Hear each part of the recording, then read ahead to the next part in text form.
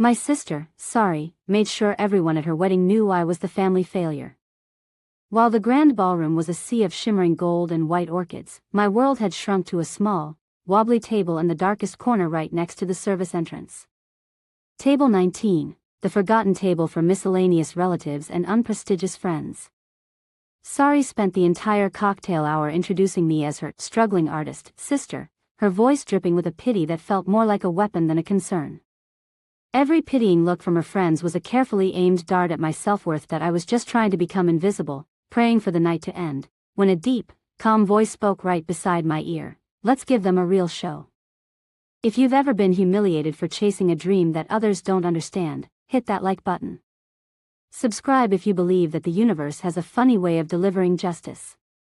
Because this story proves that sometimes the biggest insults lead to the greatest triumph. Sari and I grew up in two different worlds inside the same house. She was the one who collected perfect grades like trophies, went to a prestigious business school, and eventually married Adit, a wealthy property developer who treated life like a balance sheet. I was the one who spent my days covered in paint and charcoal dust, creating art that my family dismissed as a messy hobby. They didn't care about the galleries showing my work or the glowing reviews from critics.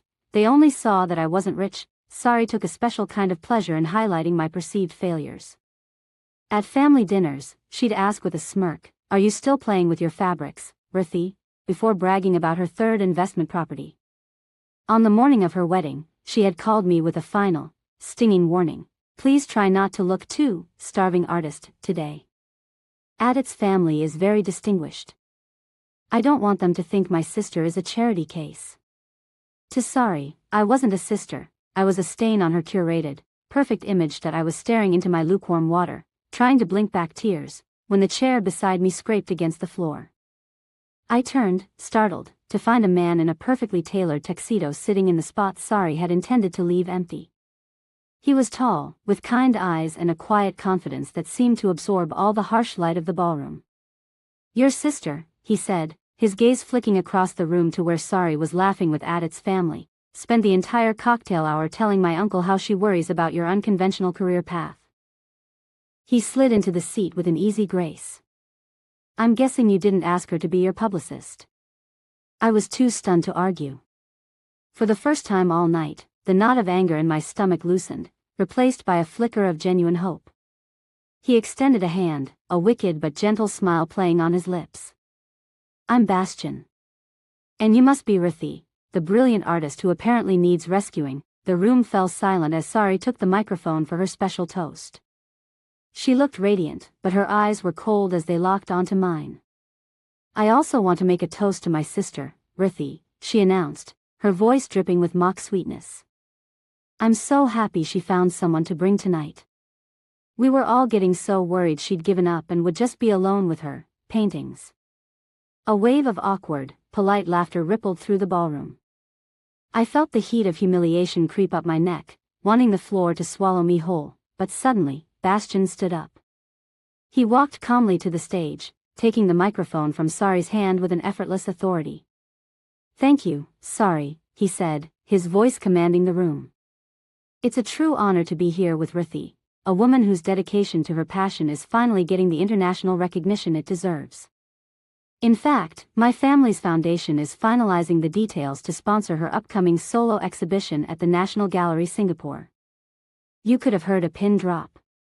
Sari stood frozen, her face turning a ghostly pale as the room erupted into murmurs of respect. With one sentence, the failure of the family had become its greatest star. The triumph of the exhibition was only the beginning of Sari's world unraveling. A few weeks later, the truth behind Adit's perfect life emerged like a shadow in the light.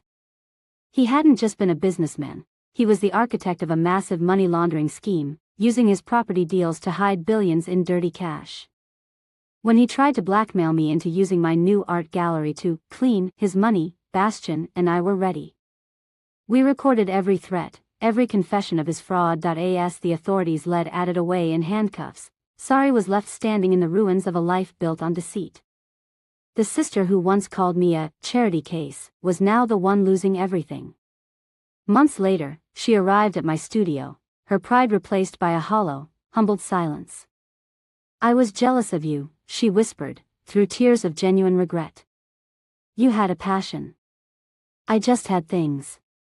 Looking at her, I didn't feel joy in her downfall, only peace. My art was finally seen by the world, but my greatest success was realizing that while Sari tried to prove I was nothing, her cruelty accidentally gave me everything. That if you've ever been made to feel small for daring to be different, remember this story. Your value isn't defined by the people who try to diminish you or by the seat they assign you at a table. It is defined by the beauty you choose to create in the world and the courage you show by staying true to your path. Sari's wedding was meant to be my ultimate humiliation, but instead, her cruelty put me exactly where I needed to be, in the path of someone who saw my worth when I was struggling to see it myself.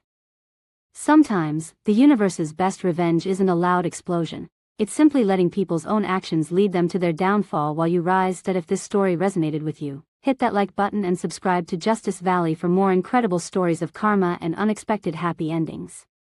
Have you ever had someone's cruelty completely backfire on them? Share your story in the comments below. Let's remind each other that no matter how dark the corner, your light will eventually find its way out.